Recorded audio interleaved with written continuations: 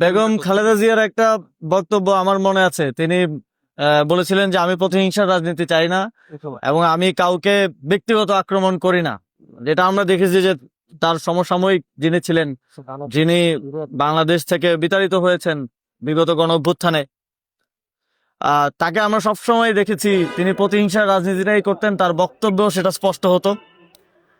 তো তার বিরুদ্ধে বিপক্ষে বা প্রতিদ্বন্দ্বী হিসেবে রাজনীতি করেও বেগম খালেদা জিয়া সবসময় প্রতিহিংসা থেকে, ব্যক্তি আক্রমণ থেকে নিজেকে দূরে রেখেছেন।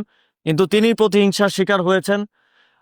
তিনি আহ, তাকে জেলে রাখা হয়েছে এবং এক ধরনের আহ, ঘরকুনো করে রাখা হয়েছে, গৃহবন্দী করে রাখা হয়েছে, রাজনীতি থেকে দূরে রাখা হয়েছে। বাংলাদেশের মানুষের সাথে তার যে সংযোগ এবং মানুষের যে ভালোবাসা, সেখান থেকে তাকে বঞ্চিত করা হয়েছে। তবে আহ, আমরা প্রত্যাশা করি আগামীর বাংলাদেশে কখনো এরকম রাজনীতি ফিরে আসবে না।